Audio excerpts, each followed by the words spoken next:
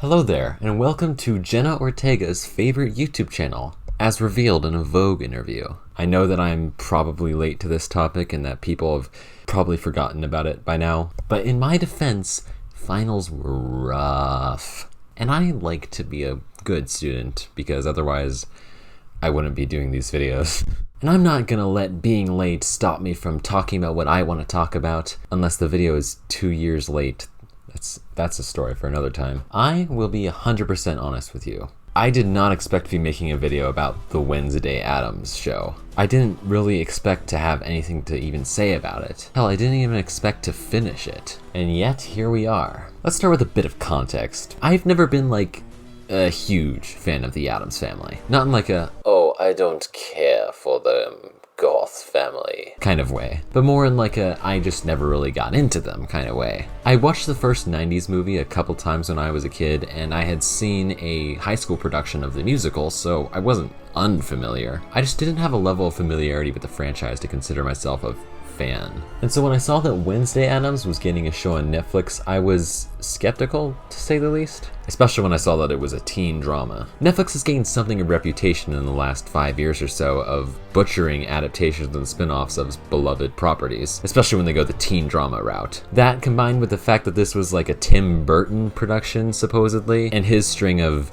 painful mediocrity for most of my lifetime, all led to the odds being stacked against this show's favor. However, I have been getting something of an interest in the Addams Family in the last however amount of time, and so once the show came out and I started seeing some buzz around it, I decided to try it out. So I watched the first episode, and the second one, and the third one, and so on until before I realized it, I had finished the entire show. And let me tell you, this show really surprised me. The Wednesday show is kind of good. Like, actually, it's really good. I had a great time watching this show. It's well acted, it's well written for the most part, it's got great aesthetics and score, and really it's just an engaging time all around. But before I dive too deep into the praise, I do want to get some of my problems with the show out of the way first, so that I don't have to spend time like with them hanging over my head. First of all, this isn't something that I personally had a huge problem with, but it is something that I wanted to discuss because it's so controversial in the reception to this show, no matter what I personally think of it. The portrayal of the other members of the Addams family. I'll focus on Wednesday a bit later, but I saw a lot of discussion around how the show portrayed her family, particularly her parents, Morticia and Gomez Addams. Apparently, a lot of people were not huge fans of this adaptation of the parents, and I can kinda see that. Barring the significant amount of people who were just upset that Gomez wasn't conventionally attractive, which, you know, don't really deserve a mention other than that, a lot of people felt that the couple was a bit toned down and made a bit too normal in this show, and a common criticism was that they didn't have enough chemistry. Now, personally, at first, I agreed. Their scenes in the premiere episode didn't really grab me all that much, and I could definitely see that lack of chemistry people were describing. And I also was concerned that Morticia seemed to be being portrayed as something of a toxic mother in the first episode, which put me off a bit. However, when they reappeared in the 5th episode and they had a significant increase in runtime, a lot of my complaints were answered. They demonstrated a lot more chemistry, they seemed well written, and Morticia is revealed to be the same loving mother that she always has been in all of her portrayals. It's just that now there's conflict between her and Wednesday that is really just the same kind of growing pains that you see between a mother and a teenager. I don't think in this show that Morticia and Gomez live up to their portrayals in the 90s movies, but that's a pretty high bar, and ultimately this show isn't really about them, so it really doesn't matter all that much in this case. I think they work well for their role. On a similar note, I wasn't a huge fan of the fact that they gave Morticia and Wednesday literal psychic abilities. The Addams Family has always brushed up with the supernatural, and there is no reasonable explanation for them to be able to survive electrocution and falling from 3 stories without a single scratch, but it felt a little odd to explicitly give them superpowers, if you know what I mean. I really liked how Wednesday was still an outcast when she went to a school for outcasts, and I really do think that her just being a normal human being besides her personality in a school full of werewolves and sirens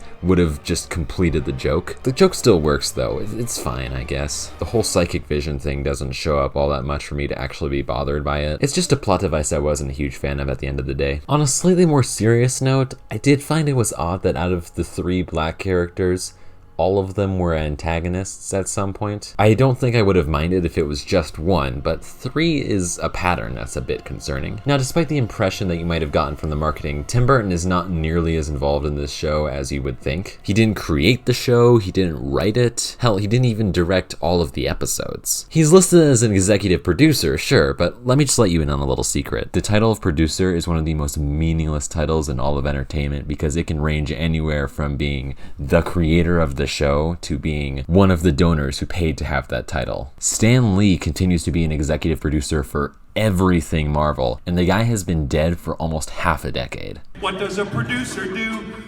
I don't know. Stop asking me the question. That being said, Burton is the director of half the episodes in this show, and that is not zero creative input. And given his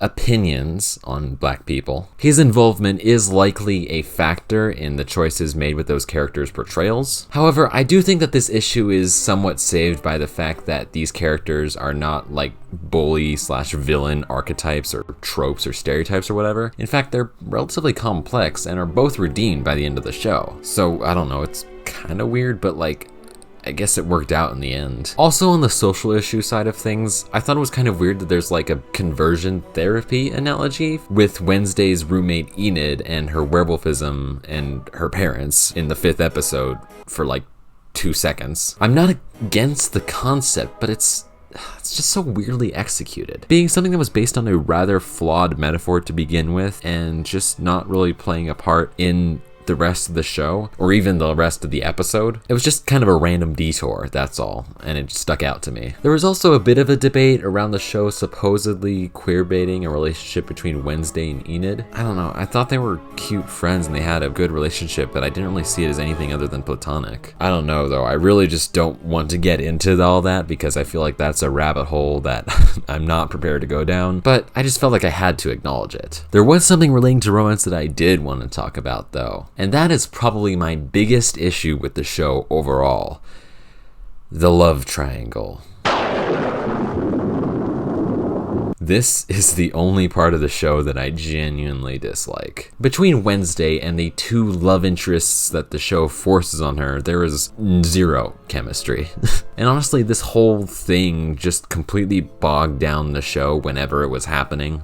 I really just did not care about these 2 guys who I won't even bother to say the names of because they can be best described as a walking piece of sandalwood and a walking piece of sandalwood who's also a tortured artist, man. Fortunately, the show is by no means about these guys and their relationship to Wednesday, and honestly, if it was, I probably would not have liked the show. They and their love triangle are given so little thought that I honestly think they're a last-minute addition to the script, something that the higher-ups at Netflix pushed for because God forbid a teen drama not have a romantic subplot. But hey, that's just a theory.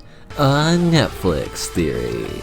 Honestly, I really only had one other issue with the show, and that was parts of the ending. I am keeping this video spoiler free, and that does not change for this segment, but if you want to avoid spoilers as much as possible for anything relating to the ending, I understand, and I'll give a time code that should be on screen for you to skip ahead to. But if you've seen the show, you'll know what I'm talking about. Should be somewhere here. There's a bit in the final episode where Wednesday is in a position where it seems like the jig is up. She cannot get out of this situation at all. This is the end, you know? Darn it. But then the most Deus Ex Machina shit happens that introduces this brand new piece of magical lore that is conveniently going to help Wednesday out of this situation. Something that really isn't set up at all before this moment in any real meaningful way. It really does seem like the writers had just written themselves into a corner with that moment and they were like, damn. Let's just make something up, I guess. And then they did that. It's not a huge issue. It's not something that broke my immersion when I saw it, but it was something that I was looking back on and I was like, wait, what? The rest of the ending was pretty good though. I won't say any more than that. Now we get to the part that I was looking forward to, the stuff I really liked. Holy hell, man, where do I even start? I think I said already that I was not expecting this show to be this good, but I think it bears repeating. I was not expecting this show to be this good. The marketing made it seem like it really was just going to be like a weird teenage drama with a watered down version of the Addams Family, but I decided to give it a chance, going in with little expectations. And then within the first 5 minutes, I saw Wednesday get revenge on high school bullies by releasing hungry piranhas into a swimming pool with them, with one of them biting one of the guy's balls off. Needless to say, I was hooked, and the show never really lost my attention after that. Even though I was happy that Tim Burton didn't have a whole lot of creative control, the bits of creative control that he did have were pretty well implemented, I thought. And he worked in the domain where he does consistently work best. Aesthetics. I absolutely love the atmosphere of this show, and a lot of it is definitely his style. The color grading, the costume design, the set design, it's all an atmosphere that really suits the Addams Family and their world. And I think it was a really good move to bring him over, if only for that aspect. Alright Tim, that's all the praise I'm going to give you. You can go back to your corner now. Though on the note of aesthetic, I will say that the monster who shows up, like the one in the end of episode 1, so it's not a spoiler, is so goofy looking. It's not a bad thing. This isn't a complaint. It's great. I love it. It's camp. Whatever. The score for this show was absolutely phenomenal. The music is so memorable and gothic, with so many choir tracks and cellos and organs and theremins. It really just added to this whole dark academia vibe that the show was going for. And I just love the main title theme of this show.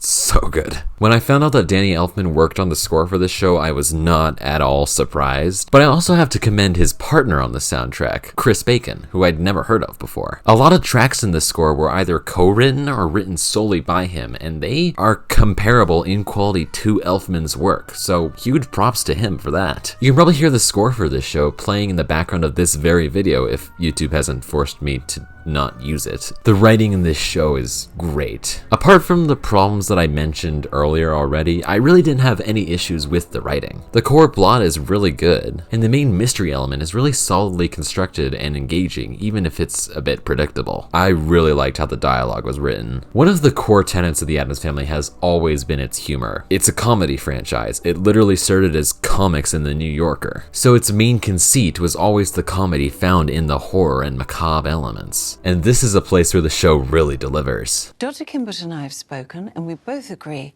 it would be most beneficial for you all to attend a family session this weekend. What can it hurt? I mean, to be honest, I've always been a big fan of head shrinking.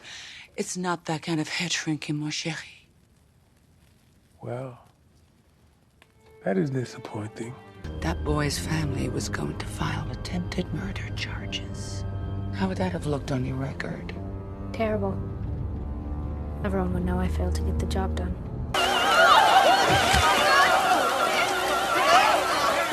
They couldn't even spring for real pig's blood. I don't know what to say, Gomez. Seeing you in handcuffs, accused of murder. I've never loved you more. I trust Enid has given you the old nevermore welcome. She's been smothering me with hospitality. I hope to return the favor. In her sleep. This show just had me dying the whole time, dude. Like, hold on, let me just tell you what I think is probably my favorite joke in the entire show. Not even like the funniest one, just my favorite. So the school that Wednesday goes to in this show, Nevermore, right? You know, it's like a place where magical and outcast people go to. You know, it has the trope that's in like every school-based thing that's like, oh, here are all the different cliques and stuff. But the difference is that in this show, the cliques are all based around like different mystical creatures, right? Like the group that's made of sirens are called the Scalies, and the group made of werewolves are called the Furries, stop it, etc, etc, you get the point. But there's one group called the Stoners, and that confused me a little bit at first, because it's not made apparent immediately why they're called that, and their personalities just seemed like, you know, high school stoners. But then you find out later that the reason they're called stoners is because they're Gorgons. They turn people into stone. I love this show, man. I also really like how the characters are written in this show. Almost every one of the main cast is in some way two-dimensional, and they use their time on screen really well. Bianca, in particular, is one of the best written examples of a mean girl character I think I've ever seen, at least in a show like this, and I really enjoyed seeing her character arc play out. Wednesday herself is done really well in the sense that she has a definite character arc, but she never really needs to or is forced to change the traits that make her Wednesday Mother Effin' Addams. She has issues connecting with other people, and those are the issues that they focus on, not her weird personality traits. I was honestly really worried going into this show that she was going to become more normal as time went on. I was honestly dreading the, what I thought to be inevitable, scene of Enid, her perky roommate, giving her a makeover and then having her look like every single Instagram influencer. Nothing against those ladies, obviously, but that's just not who Wednesday is. But I was really pleasantly surprised that they kept Wednesday's style and her personality consistent throughout the entire show, while still allowing her to come out of her shell and make connections with people who appreciate her for who she is. More shows really need to do that and not just pay lip service to doing that. But now I want to talk about what I think is undeniably the best part of the entire series, the performances. Everyone in this cast, with like one or two exceptions, gives their all to these roles, and I do not think the show would be the same without them doing that. I already talked about Morticia and Gomez, but Fred Armisen as Uncle Fester was super memorable in just the one episode he cameoed. Joy Sunday as Bianca was great. These two were there, and my God, Gwendolyn Christie just absolutely owned her part. She was clearly having so much fun in this role, and I cannot blame her. The same goes for Christine Ricci. Ricci. I think it's Ricci. She had such a small part, but it was so much fun seeing her, especially since she played Wednesday in those 90s films. She is probably a huge part of why Wednesday is such a beloved character, so it was nice seeing her like have some recognition for that in this show. I think some performances saved certain characters for me. Enid was fairly well written, but I had a feeling that she could become very annoying very quickly if the performance wasn't done right. Fortunately though, Emma Myers absolutely killed it in the role and became one of my favorite characters. Even Victor Dorobantu, the physical actor who played Thing, the living disembodied hand, was incredible. He managed to give Thing so much personality and character for being a silent, disembodied hand that scurried around like a spider. It was just really cool to see. But the person who had the best performance, the one who absolutely stole the show, was for 100% certain Jenna Ortega. Wednesday Addams herself. She's just like otherworldly in this role. I just don't know how to describe it. She was so ridiculously charismatic and funny and engaging as a character who barely shows any signs of emotions in the entire series. She smiles like 3 times in an 8-hour show, and she never blinks. Seriously, not even once. This performance is one that I might even call like career defining. You know how people associate Heath Ledger with the Joker or Christopher Lloyd with Doc Brown? That's what Wednesday is going to be for Jenna Ortega. She carries the rest of the show on her back, and that's with the rest of the performances being also good. She learned to play the cello for this role, and she is only 2 years older than I am. God, that feels weird. I think that Jenna's performance is one of the key factors that makes this show so good because it's the thing they had to get right. All of the other elements of the show could have been spectacular, but if they didn't get the portrayal of Wednesday Addams down pat, the show would have fallen apart. It just would not have worked. As is though, if Jenna's performance was the only good thing about the show, which it isn't, the show still would have been incredibly entertaining. But the fact that there is so much else here that's good is really an added bonus. And that is all I really wanted to say about Wednesday. I just really wanted to talk about this show because it was, again, such a pleasant surprise. It was one of those shows I just couldn't stop thinking about after I finished. And so I just had to get my thoughts out on paper. As of right now, the show is the 3rd most popular English language premiere on Netflix ever. So chances are pretty high that it's going to get a 2nd season, even with Netflix odds. And unlike the last Netflix show that came out this year that reached this level of popularity, I'm really happy that that's the case here. The show isn't perfect, but it's so much fun and it's such a great time. And I think it has the potential to be one of the best shows in its genre if it stays the course. All I know is that I will certainly be looking forward to future seasons. And I hope that if you haven't seen it, I've convinced you to at least give it a shot with this video. And I guess that's the end of today's video. I really hope you enjoyed, and I sincerely hope I made your day just that little bit better. I really had fun making this video, even if it completely derailed the course of the video as scheduled that I had. There should be one more video before the end of the year, hopefully, but in the meantime, feel free to like this video if you liked it, leave a comment if you had any thoughts, and if you're new around here and you enjoyed the video, maybe subscribe so you can see more videos like it. It's the best thing you can do to help support this channel and help ensure that more videos like this one get made. Hopefully we can get to 3K before the end of the year. Maybe. I genuinely hope that you're having an excellent day, and I guess I'll see you in the next video. Bye!